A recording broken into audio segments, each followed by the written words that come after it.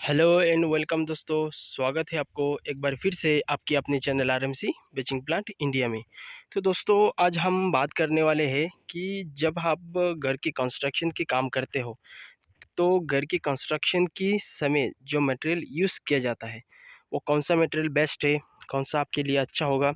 आज हम इस बारे में बात करने वाले हैं और शॉर्ट में बात करेंगे और एक अच्छा जानकारी आपको दे के जाऊँगा। तो जुड़े रहिए हमारे साथ। सबसे पहले बात करेंगे कौन सा ईंटा हमें यूज़ करना चाहिए, कौन सा बेस्ट है, कौन सा नहीं है। तो आपकी जानकारी के लिए बता दूँ कि जो ईंटा होता है एक फ्लाई ऐश ब्रिक है और दूसरा है रेड ब्रिक है। ठीक है, तो फ्लाई ऐश ब्रिक जो है वो रेड ब्रिक के मुकाबले में काफ़ी अच्छा है। उसका कंप्रेसिव स्ट्रेंथ भी ज़्यादा है, उसके बाद वाटर एब्जॉर्प्शन भी कम है। ठीक है, और उसका लाइफलाइन भी ज़्यादा होता है।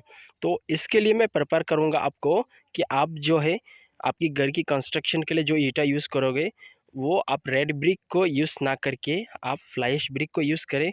फ्लाई ऐश ब्रिक बेस्ट होता है आपकी घर की कंस्ट्रक्शन की काम के लिए। तो आपको पता चल गया कि आपको फ्लाई ऐश ब्रिक यूज़ करना चाहिए या फिर रेड ब्रिक यूज़ करना चाहिए। मैं प्रेफर आपको करूँगा आप फ्लाई ऐश ब्रिक यूज़ करें। आप डिपेंड आपके ऊपर यूज़ करता है कि आपको कौन सा यूज़ करना चाहिए। अब हम बात करेंगे कि घर की कंस्ट्रक्शन में जो स्टील यूज़ होता है। ठीक है, जो स्टील यूज़ होता है वो स्टील क्या होना चाहिए। देखिए स्टील का सबसे पहले आपको देखना है कि ब्रांड जो है कौन सा ब्रांड है और उस कंपनी के स्टील अच्छा है कि नहीं है।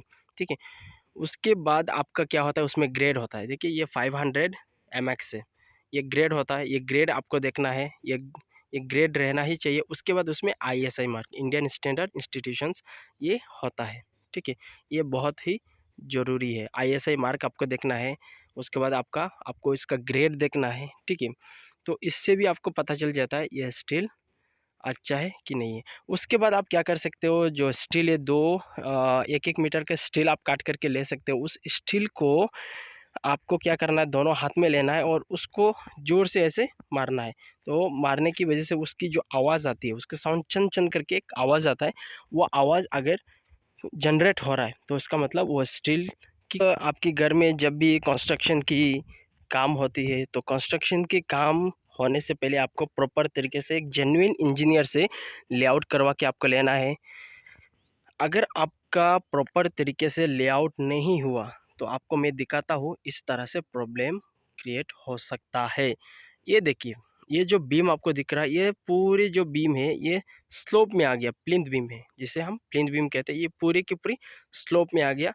ये प्रॉपर तरीके से इसकी लेआउट नहीं किया गया है, इसका लाइनिंग प्रॉपर तरीके से नहीं हुआ, जिसकी वजह से ये क्या हुआ, पूरा के पूरा स्लोप में आ गया। और इस स्लोप को मेंटेन करने के लिए हमें क्या करना पड़ा, ये जो प्लिंथ बीम की जो हमने जो ईंटा की जो जुड़ाई की है उस ईंटा को ऐसा ऊपर लेना पड़ा और उसके ऊपर बाद में हमने यहाँ पे सेकंड बीम जनरेट किया है। ये देखिए आप, सेकंड बीम के लिए हमने स्टील बांध के रखा। सेकंड बीम की जो स्टील है हमने यहाँ पे बाइंडिंग करके रखा है ताकि उसकी जो लोड है, लोड को हम दूसरी जो नीचे की जो बीम है उसकी लोड को जो सेकंड बीम है उसमें कैरी कर सके। इसकी वजह से सेकंड बीम हमने प्रोवाइड किया है। और सेकंड बीम प्रोवाइड करने का मेन रीज़न भी ये है कि यहाँ पे जो ये है क्या बोलते हैं कि ये साइड की जो पोर्शन है ये पोर्शन डाउन पे है। डाउन पे होने की वजह से यहाँ पे नीचे की जो सॉइल है वो काफ़ी सॉफ्ट है, हार्ड रॉक उसमें मिला नहीं, ब्लैक सॉइल है, जिसके कारण उसमें हमने रबल फिलिंग किया है। रबल फिलिंग करके उसके ऊपर हमने फुटिंग किया, फिर कॉलम उसको खड़ा किया। तो इसकी वजह से हमारी जो डिज़ाइन है उसमें थोड़ा बहुत चेंजेस करके हमने उसमें सेकंड बीम प्रोवाइड किया है। तो आपको शुरुआती में सबसे ज़रूरी हो जाता है कि एक जेन्युइन इंजीनियर से लेआउट करवाना है। लेआउट करवा के प्रॉपर तरीके से आपको कंस्ट्रक्शन की काम करना है ताकि आपका कॉस्टिंग काफ़ी सेव हो सके। आप देखिए यहाँ पे जो ईंटा लगा है जो प्लिंथ बीम के हिसाब से, ये डाउन में जाने की वजह से काफ़ी ज़्यादा ईंटा हमारा खर्चा हो गया है, जिसमें काफ़ी नुकसान है। ठीक है, तो आप ये चीज़ें ध्यान रख सकते हो। और आप देख सकते हो ये जो प्लिंथ बीम है, आपको नीचे दिखाता हूँ, ये जो प्लिंथ बीम है ये देखिए काफ़ी कम से कम 50 mm, 50 से 55 mm जो है बाहर की तरफ चला गया, उसकी लाइन लेवल जो है प्रॉपर नहीं है, जिसकी वजह से हमें क्या क्या करना पड़ा, ईटा को अंदर की तरफ लेना पड़ा उसका लाइन लेवल को प्रॉपर करने के लिए। ये बहुत ही बड़ी मिस्टेक है।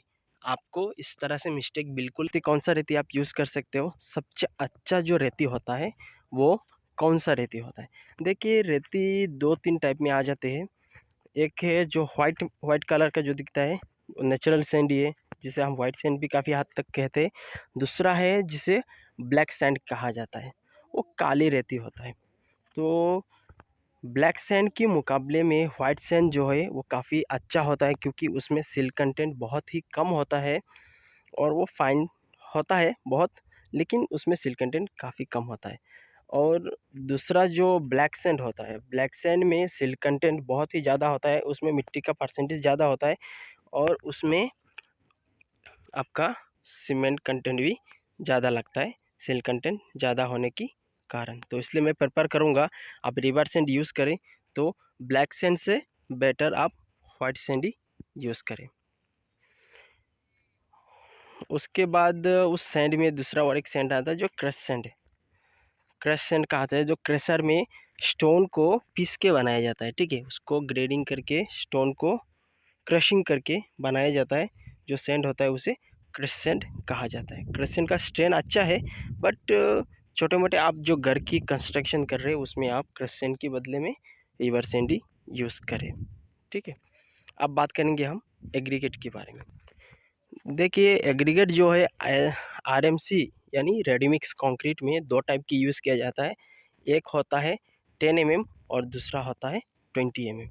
Maximum size of aggregate 20 mm का ही यूज़ किया जाता है। ये जो आप सामने दिख रहे हो ये है 20 mm maximum size of aggregate है। और दूसरा जो एग्रीगेट है वो है 10 mm। ये प्रॉपर ग्रेडिंग मटेरियल को कंस्ट्रक्शन साइट में यूज़ किया जाता है, जो आरएमसी डिवीज़न में यूज़ होता है। ग्रेडिंग मटेरियल होता है और बीएसआई मटेरियल यूज़ किया जाता है। बट आप घर की कंस्ट्रक्शन के लिए जो यूज़ करोगे, मैं आपको कहूँगा कि आप जो क्रेशर का जो स्टोन है, जैसे आपके सामने जो दिख रहा है ये क्रेशर का ही स्टोन है। जो बड़ा स्टोन होता है उस स्टोन को क्रश करके छोटा साइज़ की स्टोन बनाया जाता है। 20 mm साइज़ की, 10 mm साइज़ की स्टोन बनाया जाता है। बट आप जब यूज़ करोगे तो आप क्या करो, उसमें जो रिबर की जो स्टोन होता है वो बहुत ही अच्छा होता है। उसका क्रेशिंग स्ट्रेन, उसका अपना एग्रीगेट इम्पैक्ट वैल्यू वो काफ़ी क्रेशर के मुकाबले में, ठीक है। उसके बाद बात करूँगा सीमेंट के बारे में। देखो आज भी जो सीमेंट यूज़ हो रहा है वो ज़्यादातर दो ही टाइप के सीमेंट यूज़ ज़्यादा से ज़्यादा हो रहा है। एक है ओपीसी 53, ओपीसी यानी ऑर्डिनरी पोर्टलैंड सीमेंट 53, और पीपीसी, पीपीसी यानी पोर्टलैंड पोलोज़ोना सीमेंट, ठीक है। जो पीपीसी होता है उसमें एक ही ग्रेड आता है, वो है 33, बट उसमें मेंशन नहीं होता है। और ओपीसी जो होता है वो 3 ग्रेड में आता है। एक 33 होता है, एक होता है 43 और एक होता है 53। और ओपीसी सीमेंट की जो हीट ऑफ हाइड्रेशन है वो जल्दी हो जाता है, बट पीपीसी मुकाबले में पीपीसी की जो हीट ऑफ हाइड्रेशन होता है वो बहुत डिले होता है, ठीक है। और उसमें क्रैक आने का चांसेस भी काफ़ी कम होता है पीपीसी में ओपीसी के मुकाबले में। ओपीसी की हीट ऑफ हाइड्रेशन ज़्यादा होने के कारण क्या होता है, उसमें क्रैक आने का चांसेस बहुत ही ज़्यादा बढ़ जाता है। बट क्योंकि उसकी इनिशियल जो सेटिंग टाइम होता है वो जल्दी होता है। जो अर्ली सेटिंग सीमेंट होता है ना, अर्ली सेटिंग सीमेंट की क्या क्वालिटी रहता है कि आपने पानी में डाला तुरंत उसमें सेट हो गया। उसी तरह ओपीसी जो है उसकी जो 3 घंटे का टाइम रहता है, ठीक है। कंक्रीट को सेट करने का कैपेसिटी रहता है, कंक्रीट को 3 घंटे में सेट करने का उसका टाइमिंग रहता है। तो ये जो 30 मिनट में जो सीमेंट सेट होता है ना, ये सीमेंट कंक्रीट के साथ मिक्स होने के बाद कंक्रीट का जो इनिशियल सेटिंग टाइम रहता है वो 3 घंटे का रहता है। 3 घंटे में उसका सेटिंग टाइम चालू हो जाता है। बट ओपीसी के मुकाबले में ऐसा नहीं होता है। ओपीसी की उसकी दुगना हो जाता है, 50% उसका बढ़ जाता है। तो इसके लिए पीपीसी में जो है क्रैक आने का चांसेस काफ़ी कम होता है, वो धीरे धीरे धीरे सेट होता है। तो इसके लिए जो है स्लैब की कंस्ट्रक्शन के लिए ओपीसी से ज़्यादा पीपीसी बेटर है, और आप घर में पीपीसी ज़रूर यूज़ करें।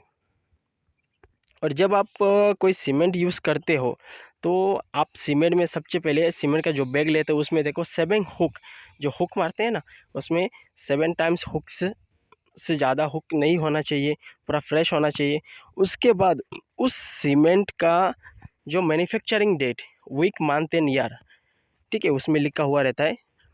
तो ये आपको ज़रूर देखना है, वो 3 मंथ्स के अंदर होना ही चाहिए। उसमें सीमेंट जो बैग है उसमें लिखवान से ज़्यादा होता है, तो आपको उसमें लैब में टेस्ट करवाना है। उसके बाद ही आप उस सीमेंट को यूज़ कर सकते हो, क्योंकि 3 मंथ्स के बाद उसकी जो कंप्रेसिव स्ट्रेन होता है जो सीमेंट के, वो काफ़ी कम हो जाती है। तो इसके लिए आप पहले क्या देखो, उसमें उस बैग के ऊपर 7 टाइम्स से ज़्यादा हुक नहीं होना चाहिए।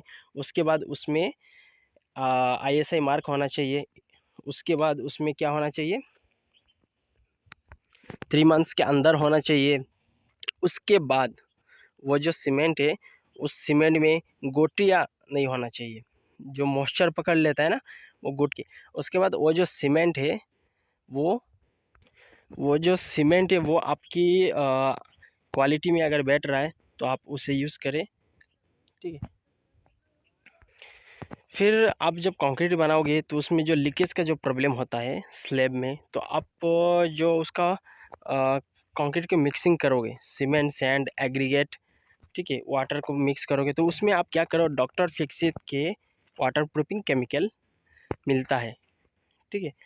तो आप हार्डवेयर की दुकान में जाके वहाँ से आप परचेस कर सकते हो वाटर प्रूफिंग की केमिकल। वाटर प्रूफिंग की केमिकल को आप उसी इसमें अपना कंक्रीट में मिक्स कर सकते हो। आप M20 ग्रेड की कंक्रीट बना रहे हो कि 25 ग्रेड की कंक्रीट बना रहे हो, उसकी रेशियो के हिसाब से एक परसेंटेज आप उस कंक्रीट में डाल के मिक्स करो और उसी में आप स्लैब डालो, तो आपका जो स्लैब में जो लीकेज का प्रॉब्लम है वो भी रुक जाएगा। उसके बाद आप देख सकते हो यहाँ पे मोरुम भी पड़ा हुआ है। हमने स्टॉक में मोरुम कुछ डाल के रखा है, जो मोरुम आपको दिखा देता हूँ मोरुम की क्वालिटी क्या है। तो आप देख सकते हो ये सामने मोरुम पड़ा हुआ है।